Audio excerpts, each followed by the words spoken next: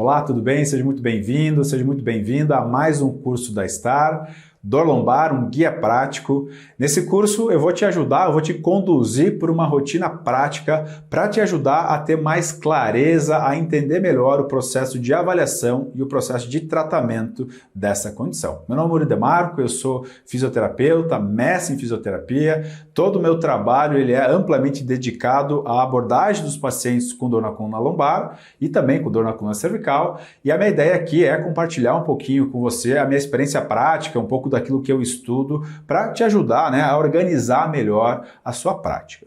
Então a proposta aqui é realmente ser um guia prático, onde eu vou compartilhar com você um guia, um passo a passo de avaliação e também de tratamento, para que você possa ter maior clareza, um melhor entendimento do status clínico do seu paciente e, claro, elaborar um programa de tratamento mais assertivo. Eu sempre gosto de dizer que clareza, que organização gera resultado. Então, se a gente quer ter resultados consistentes, se a gente quer ter resultados melhores, mais duradouros, a gente precisa ter uma organização de avaliação e uma organização, um raciocínio clínico de tratamento bem elaborado, e muitas vezes na prática eu percebo que muitos colegas têm essa dificuldade em organizar esse processo avaliativo e organizar o raciocínio clínico, e a minha ideia aqui é te ajudar a melhorar esse processo, tá bom? Então, vamos lá. A gente vai começar falando sobre a avaliação. A avaliação, pessoal, é algo extremamente importante. Muitas vezes a gente se preocupa demais com o tratamento e de menos com a avaliação. Eu sempre brinco que antes de ser um bom tratador, você precisa ser um bom avaliador. Então, a gente precisa sim treinar e elaborar a nossa habilidade avaliativa, porque isso, sem dúvida nenhuma, vai facilitar o nosso processo terapêutico. Então, primeiro eu vou te mostrar aqui um guia para te ajudar a organizar a avaliação e depois a gente vai discutir sobre o tratamento. Uma coisa que é importante lembrar sempre que a gente fala de dor na coluna vertebral, em especial da dor lombar, é que a dor lombar ela é uma condição multifatorial, onde a gente sabe que diferentes fatores de diferentes ordens podem contribuir com o desenvolvimento ou mesmo com a cronificação da dor.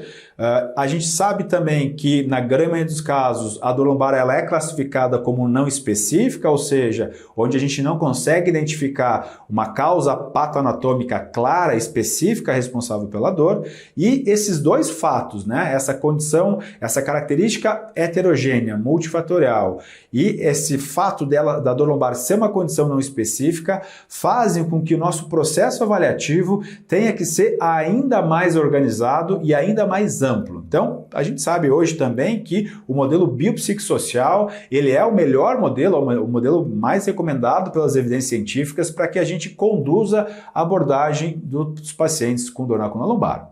Então, nessa aula aqui, nesse guia, a gente vai focar mais na avaliação física, mais uma abordagem prática mesmo, do dia a dia. Porém, é importante lembrar que a gente tem que ter um olhar mais amplo dos pacientes com dor na coluna lombar e não esquecer das outras etapas da avaliação, tá certo? Então, a nossa avaliação, o nosso processo diagnóstico, ele pode ser dividido em várias etapas didaticamente, todas elas são igualmente importantes. Por exemplo, red flags, a gente não vai comentar aqui especificamente sobre as red flags, porém, o fato de eu não comentar aqui não significa que isso não é importante. O nosso foco aqui vai ser no exame físico, que é a proposta do curso, mas o primeiro objetivo da avaliação sempre é o quê? Saber se eu posso atender esse paciente, se esse paciente ele é elegível ao tratamento fisioterapêutico, tá? Então, você tem outras aulas aqui na STAR, outros cursos onde você tem informações sobre as red flags da coluna lombar, você pode buscar isso em outros materiais. Eu vou deixar aqui alguns artigos anexados para você estudar sobre isso, porque reforço, o primeiro objetivo da avaliação deve sempre ser excluir a presença de sinais e sintomas que podem indicar algo mais grave e que, por consequência, exigiria, por exemplo, um manejo médico, tá bom? Mas o nosso foco aqui vai ser no exame físico, considerando que essa triagem das red flags, ela já foi realizada. Anamnese, questionários, tudo isso também é importante e eu creio que você já deva conduzir isso na sua prática também. Em relação ao exame físico, o que eu vou mostrar para você é um roteiro, um passo a passo base que vai servir realmente como base. Em alguns pacientes a gente vai precisar expandir, colocar outras etapas da avaliação, mas em muitos pacientes esse roteiro ele vai ser totalmente suficiente para você entender o que está acontecendo, claro, junto com a anamnese, junto com os questionários e as demais etapas da avaliação, tá? Então, a ideia aqui é que isso não seja um protocolo, mas que seja uma base que te ajude a organizar a sua avaliação e a partir disso você vai entender se ok, se já está suficiente ou se você precisa completar a avaliação com outras etapas do exame físico, tá bom? Então a gente vai ter basicamente aqui 4 grandes passos que vão ser avaliação estática, avaliação da mobilidade ativa da coluna lombar, o exame neurológico e os testes neurodinâmicos e, por último, os testes palpatórios provocativos. Tá? Essa vai ser a nossa rotina base. E aí a pergunta é, depois desse passo a passo, está claro? Eu já consegui entender com clareza o que está acontecendo, o status clínico do paciente, ou será que é preciso mais testes? Então, como eu acabei de falar, em alguns momentos vai ser ok, vai ser suficiente, em outros momentos você vai entender que precisa completar a avaliação. Mas essa rotina, inclusive, vai te dar clareza também de quando precisa expandir a avaliação e de quando não, tá bom? E agora a gente vai falar então de cada uma dessas etapas, vou fazer uma breve introdução e depois a gente vai ver isso também na prática. Primeiro passo, avaliação estática. Primeira coisa que a gente precisa pontuar aqui é que, apesar de a gente ter uma cultura, uma crença muito grande em relação às alterações posturais, né, às assimetrias posturais, os nossos pacientes vêm com essa crença, né, sempre relacionando a dor com modificações da postura. Por muito tempo dentro da fisioterapia, e ainda isso acontece, é verdade, a gente valorizou muito a postura, porém o fato é que atualmente a gente não tem evidências robustas que mostrem que essas modificações das curvas da coluna atuem como um fator de risco importante para o desenvolvimento de dor lombar, assim como dor cervical e etc. Tá? Então, o principal objetivo aqui da avaliação estática não vai ser de maneira nenhuma a gente ficar preso em minúcias, em pequenas assimetrias posturais que, de maneira geral, não tem relevância clínica nenhuma. O principal objetivo aqui vai ser identificar a presença de uma postura antálgica. Então, eu quero ver, né, olhar o comportamento postural do meu paciente e eu quero saber se, por exemplo, ele está numa adaptação em lateral shift ou numa cifose aguda, que inclusive são as duas adaptações posturais antálgicas mais comuns. Tá? Então esse é o grande objetivo. Fora isso, a minha sugestão é, veja se existe alguma simetria muito aberrante, alguma modificação postural muito aberrante que foge muito da variação comum que a gente sabe que existe. Se existir algo que grita muito aos olhos, ok, você pode considerar isso dentro do contexto, tá? Mas sendo repetitivo, não é objetivo ficar aqui preso em pequenas assimetrias que não têm relevância. Tá?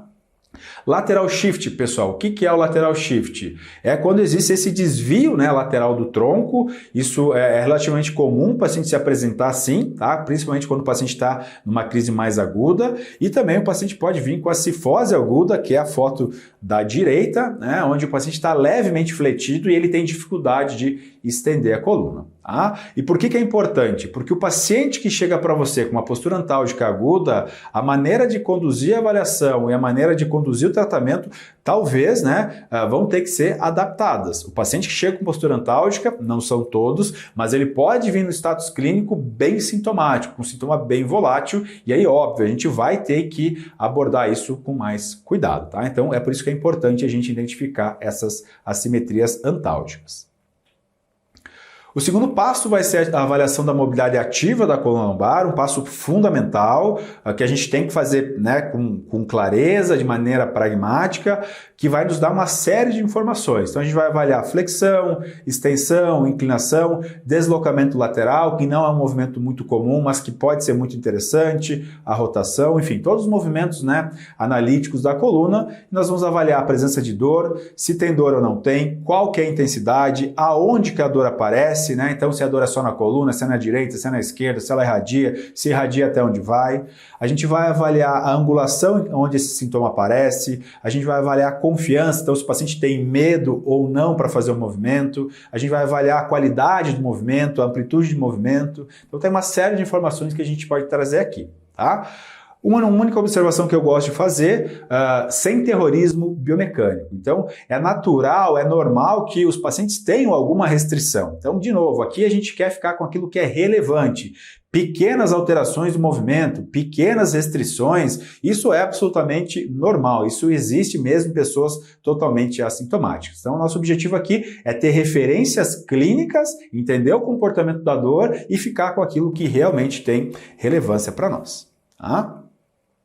E a terceira etapa vai ser o exame neurológico, a avaliação neurológica, uma etapa super importante, tá? Absolutamente importante, que muitos fisioterapeutas ignoram, mas se você quer ser um fisioterapeuta bem preparado para atender pacientes com dor lombar ou mesmo com dor cervical, você precisa saber fazer uma avaliação neurológica, tá? Não tem jeito. Fisioterapeuta que não sabe fazer uma avaliação neurológica bem feita e interpretar os sinais dessa avaliação não é um fisioterapeuta realmente preparado para atender pacientes com dor na coluna vertebral. Tá? Eu insisto nisso porque eu vejo que muitos colegas falham nesse ponto e a avaliação neurológica ela vai nos dar uma série de informações que são absolutamente importantes para entender o status clínico do paciente e para acompanhar o paciente ao longo do tratamento. Okay? Então, por exemplo, a avaliação neurológica ela vai nos ajudar a entender se a dor do paciente tem um componente neurogênico. Então, será que é uma dor de origem neural? Por exemplo, é uma dor neuropática? A avaliação neurológica te ajuda a entender isso.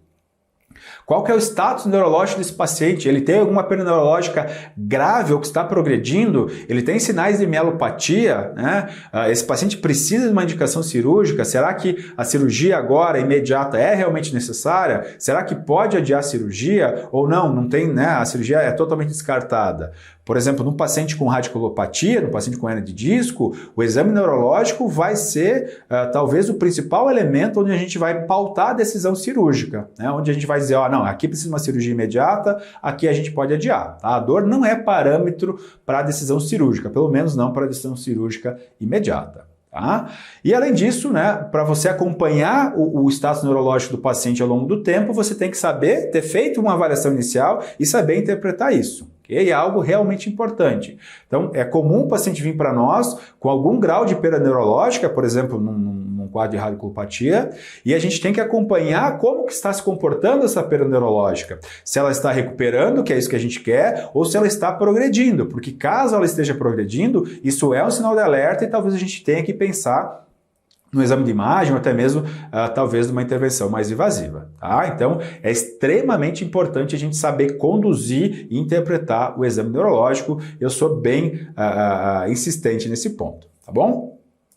E em relação à organização do exame neurológico, a gente vai fazer a avaliação neurológica clássica, onde a gente vai avaliar sensibilidade, força e reflexos, tanto os reflexos tendinosos como do neurônio motor superior, e também os testes neurodinâmicos, que na minha prática eu gosto de interpretar junto aqui com o exame neurológico. Tá? Aí na prática você vai ver todas essas etapas com mais detalhes.